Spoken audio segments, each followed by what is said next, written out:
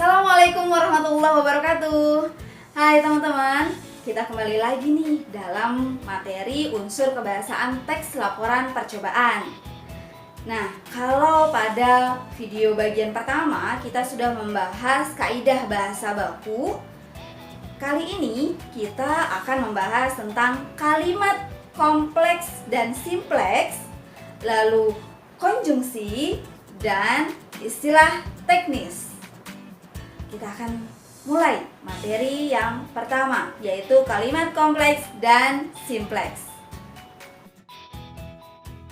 Unsur kebahasaan yang kedua yaitu kalimat kompleks dan kalimat simpleks. Kalimat kompleks atau disebut juga dengan kalimat majemuk karena di dalamnya terdapat konjungsi atau kata hubung yang menghubungkan klausa 1 dengan klausa 2. Misalnya, tuangkan air pada wadah, lalu diamkan selama 15 menit. Nah, kata lalu yang merupakan konjungsi menghubungkan klausa pertama, tuangkan air pada wadah. Lalu, konjungsi berikutnya diamkan selama 15 menit. Nah, kata lalu menghubungkan dua klausa tersebut, maka kata tersebut merupakan kalimat majemuk. Kemudian yang kedua adalah kalimat simpleks atau disebut juga kalimat tunggal. Tidak ada kata majemuk di dalamnya, hanya ada satu klausa. Contohnya, jahe dapat berfungsi sebagai pereda nyeri. Jahe merupakan subjek, dapat berfungsi merupakan predikat. Sebagai pereda nyeri adalah pelengkap.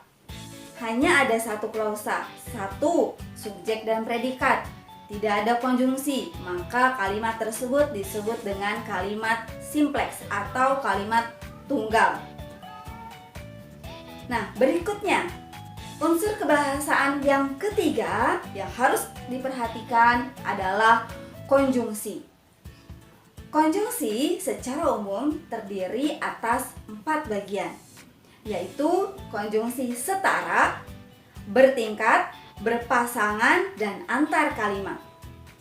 Konjungsi setara yaitu kata hubung yang menghubungkan bagian kalimat yang setara. Jenisnya ada dan, atau, tetapi, sedangkan. Kata tersebut setara. Kemudian bertingkat.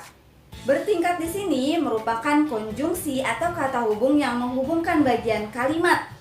Ada kata sejak, jika, dengan, sehingga.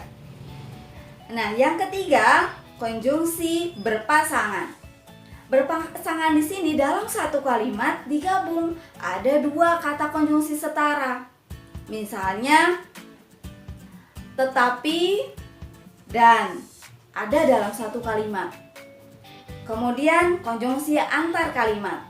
Konjungsi antar kalimat menghubungkan dua kalimat. Letaknya pun bisa di awal kalimat. Misalnya kalimat satu lalu disambung dengan konjungsi oleh karena itu dan sebagainya. Nah, oleh karena itu diletakkan di awal kalimat dan dia merupakan konjungsi antar kalimat. Berikutnya yang terakhir dari unsur kebahasaan yaitu istilah teknis.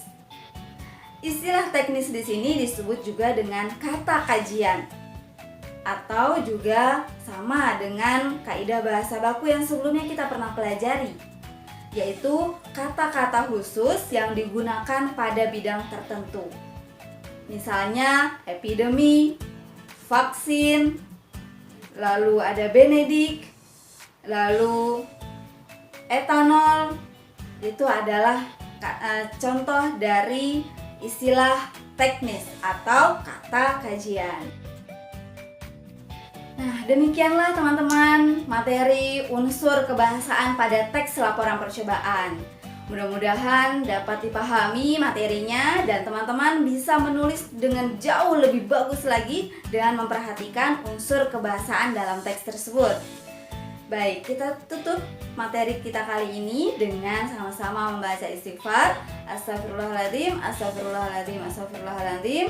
Dan doa akhir majelis, subhanakallahumma wa bihamdika asyhadu an la ilaha illa anta astaghfiruka wa atubu ilaik. Wassalamualaikum warahmatullahi wabarakatuh.